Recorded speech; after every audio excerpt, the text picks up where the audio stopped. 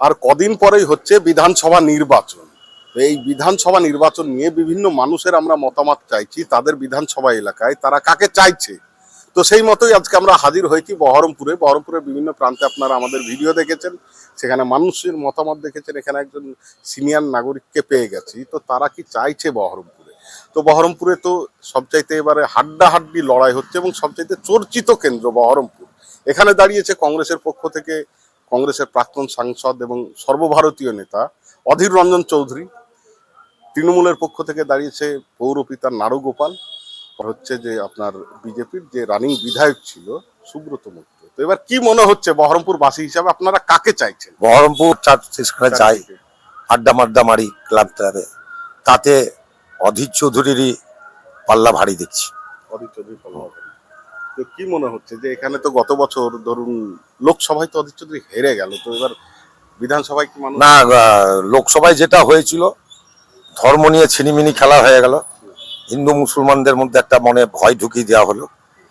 তার ইয়েতে লোকে কিভাবে আবেগে ভরে হোক, ধর্ম জিনিসটা তো খুবই বাজে ব্যাপার, তখন ওইটা ভুলে গেল। এমন ভাবে প্রচার করলো দুই দল, বিজেপি এবং তৃণমূল, তাতে ওই জন্য একটু এই দুর্ঘটনাটা ঘটে গেছিল। তো বলছেন যে বহরমপুরের মানুষ লোকসভার মতো আর ভুল করবে না? না, সে আর ভুল করবে না। এখানে মূলত লড়াইটা কার সঙ্গে হবে, বিজেপির সঙ্গে না তৃণমূলের সঙ্গে? আমি যা দেখতে পাচ্ছি তৃণমূলের 3 নম্বরে থাকবে। আচ্ছা, আর একটা বিষয় বলুন, আপনি বহরমপুরবাসী হিসাবে দীর্ঘদিন অধীর চৌধুরীকে চিনেন, বহরমপুর শহরটাকে চিনেন। এখানে যেভাবে তৃণমূলের যিনি প্রার্থী বা তার দলবল অধীর চৌধুরীর মতো একজন বর্ষিয়ান নেতাকে, সর্বভারতীয় নেতাকে ব্যক্তিগতভাবে আক্রমণ করছে, এটা কিভাবে দেখছেন? আসলে এদের তো কোনো ধরেন, এরা তো বহুরূপী, যারা যেটুকু দেখেছি আমি সমাজে, এরা তো সব কংগ্রেসীদের ছিল। এখন ভোল্লার চাকে ঢিল মেরে দিচ্ছে অধীর চৌধুরী। এরা বুঝতেই পারেনি যে অধীর চৌধুরী এবার প্রার্থী হবে। এবং বহরমপুরের মানুষের একটা মানে আমারও মনে ইয়ে ছিল, দুঃখ ছিল ভিতরে গিয়ে কি করলাম আমিও। তো সেইটার জন্য মানুষ খুব আফসোস করছে।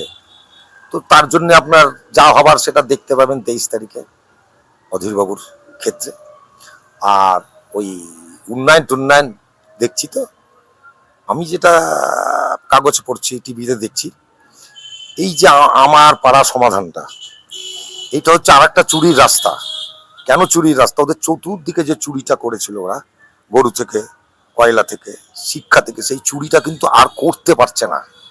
হলো, এখন কি করছে আমার পাড়ার সমাধান। আপনি যান যে কোনো এলাকায়, রাস্তাগুলোকে দেখবেন, যে রাস্তার শিডিউলে আছে 6 ইঞ্চি, হ্যাঁ, তার সিমেন্ট থাকবে ঠিক গভর্নমেন্ট অনুমোদিত সিমেন্ট, সেইখানে কোনো পোস্টার নাই, কিছু নাই, কত টাকা খরচা।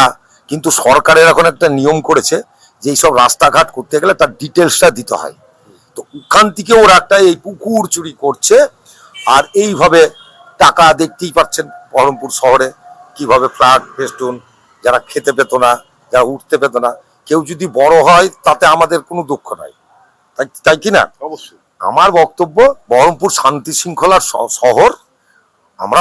আমরা সবাইকেই বলছি, আমরা তো গণতন্ত্র বিশ্বাস করি। সেই গণতন্ত্র হত্যা না করে সবাইকে অধিকার দেওয়া হোক ভোটটা দেওয়ার, এইটাই।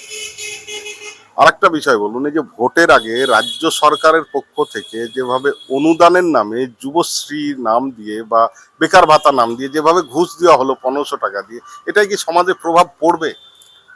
না, পড়বে না বলা যায় না। কিছু দরিদ্র শ্রেণীর মানুষ, যেটা শুনতে পাচ্ছি আমাদের এলাকাতে কিছু লোক আছে, বন্ধু বান্ধব, সবাই তো আর খুব হেভিওয়েট ফ্যামিলি নাই, তারা বলছে তৃণমূল নাকি বাড়িতে গিয়ে বলছে, তৃণমূলের লোকরা, যে মমতা যদি হেরে যায় তাহলে তোমাদের লক্ষ্মী ভাতা, অমুক ভাতা সব কেটে যাবে।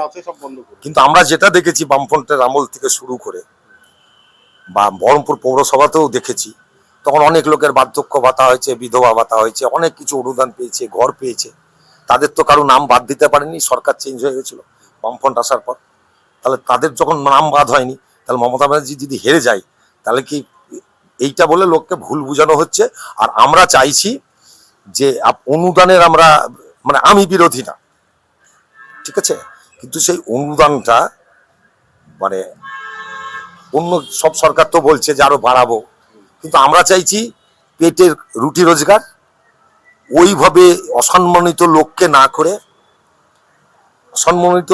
না করে আমরা চাইছি চাকরি, আমরা চাইছি স্বাস্থ্য, আমরা চাইছি কৃষির উন্নয়ন, মানে সার্বিক উন্নয়ন চাইছি।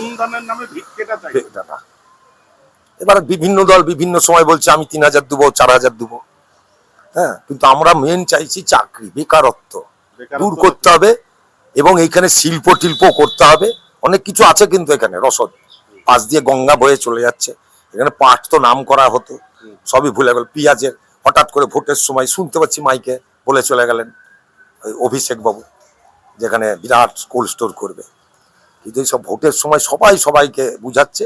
আর একটা তো আছেই, সে ধর্ম নিয়ে ছিনিমিনি, ধর্মের নামে ভোট করছে, কিছু বলতে গেলে শ্রীরাম বলে দিচ্ছে, একটা কথা বললেই শ্রীরাম। তাই আমরা চাইছি এর নিষ্পত্তি হোক।